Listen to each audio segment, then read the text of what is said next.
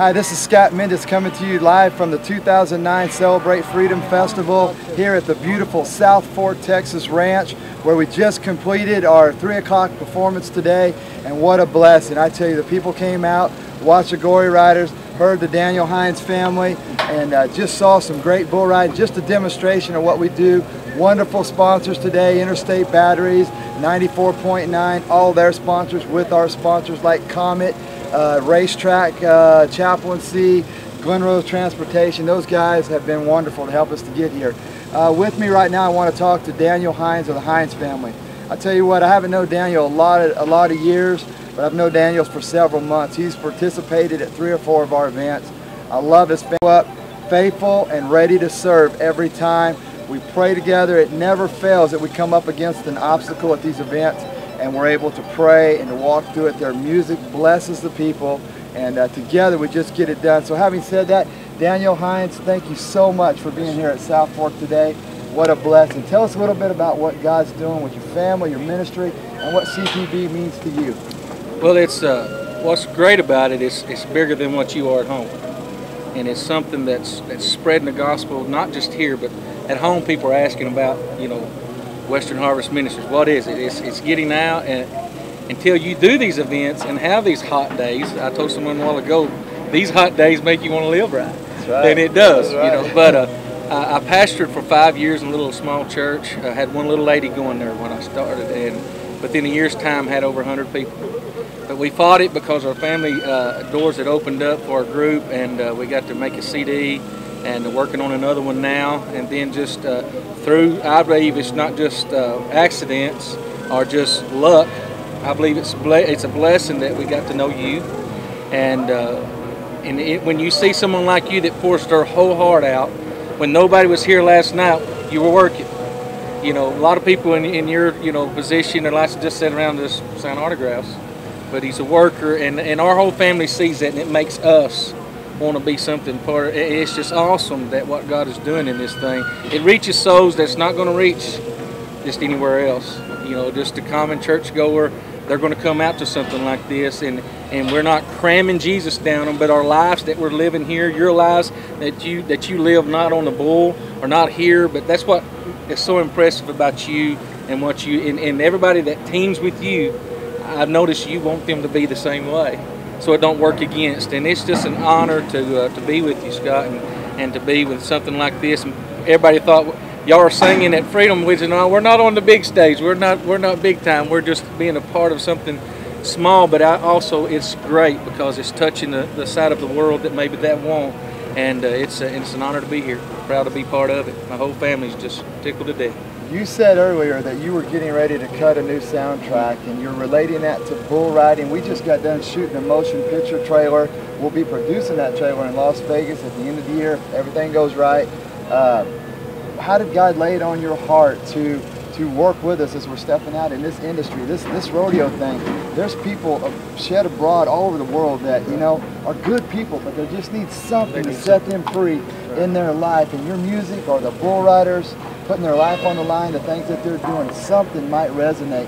How did the Lord speak to you specifically about this arena that we're in? It was kind of funny. A friend of mine, Shad, called, and it just, like I say, I don't believe in luck. That's in Vegas. That's right. This is ordained from God. And us just getting with you. And I remember we was in Dallas, or actually in Oklahoma singing. And on the way home, we got to sharing about your ministry. And my daughter Brittany is actually standing right over there. She actually wrote a song. And before I got home on a 3-hour drive, I wrote 2 songs. And we was thinking about that. When we got home, our guitar picker, we told him what the deal was, and I said, I want to kind of gear it towards these bull rides and gear it towards Western Harvest Ministries. And he just put some of this rockish bull riding stuff. You don't want to, ride a bull to Beethoven. You want something that's rockish, and it touches these youth, but it also, we can do our music where it touches. We don't leave, you're big on family. My family, I've got them from, I got 4 girls, so I need a lot of prayer. But that's what, and when we got home, we just put it together, and that's going to be, we want to make that a release on our CD, and we're excited about it. I mean, I believe it's going to be good for us. We've got a lot of doors open towards it, so. It's going to be awesome. How about real quick before we go, I know we're talking about making plans to go to Paris, Texas. Your town, small town in Texas. Yep. What will the people be like? Will they receive it? Will they need it? What does that mean for Paris, Texas? The impact that it can have to open the door because you live there and the things that you want to do in your community thereafter. There's lots of cowboy churches in Paris. I believe there's 2 majors, and then small around where I pastored was Pagoda, and then a little town next to that was a cowboy church. So they're growing rapidly around there. Good, you know, and good people. Not just one just because they want to be a cowboy. Good living. I mean, my family, some of my other family goes to them. They're involved in this thing, and they're wanting to reach out to this community. Paris is kind of a hick town, so it just fits. It just fits this. We always, the rodeo nights, they always have a big night, and I mean, it sounds like everybody in Paris waits for rodeo, and it's coming up pretty quick. So we're going to be advertising and giving out Western Harvest Ministry deals there, and it's just, I think it's going to be big for Paris, Texas. I really do, and the surrounding towns that's got these little cowboy churches to get involved, and I hope they do. Wait, so far so good. I mean, it seems like everybody's excited, and so I'm excited about it. You know, I said last, I'll give you the pastor's version because I have one more thing to say. You know, we can get so caught up commercially in the production and everything that we have to do from day-to-day life. I've watched you. We've been out here, like you said, late at night working. How do you draw on that inner strength to focus? You have a career, a family, a CD, a bus.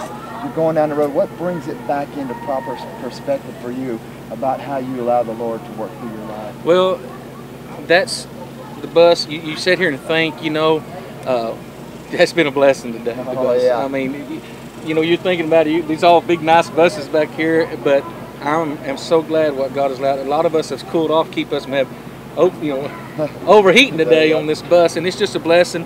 And I was walking around a while ago, and you said, I was sitting here a while ago listening to the last interview with Brother Casey, I thought, I'm going to get up there and probably start crying. Because I'm a crybaby. I really can't even talk about the Lord a lot until I just cry. They call me the crying preacher when I pastored, but that's me. And it's just everything around it, and it is hard work. God, you know it. You know. I'm not telling you anything, and the viewers even know that it's anything you put on like this. It's hard work. Nobody was here last night to see those things, and when everybody gets through, we still got to tear them. But my family, as the whole family, we have talked about it, and we sit down and we meet about this, and we want to know where their hearts are. I want them involved because you're big on family. I'm big on family, and I believe that's why God put us together. Brother Casey is, and I believe that's why God has just ordained this to be a lot bigger than what we probably even thinking now. That's what I'm, and we're excited about it. Not to make a name for the Hines Family Band, because it's not about us. It's really not about Scott Mendes. It's about how we live here to make. You know what? It's not just another bull rider that puts his hat on when he wants somebody to talk about Jesus. No. And people are going to, you don't have to really say anything for people to know that. So that's what keeps us going. That's what keeps it. We're going to be at a church here in Mesquite in the morning, so it's going to be hard for us. I mean, we're going to get tore down tonight and get ready to go over there, but that's part of it, and we love it. You got to love to do it. I mean, it's probably 100 degrees out here, so you got to love to do it, and we do. I mean, if there's one soul that just makes a little bit of change, it's worth it. Worth every bit of it. Daniel, thank you for your heart. You thank too, buddy. you for your family, your ministry, and your music. God bless you. All right, buddy.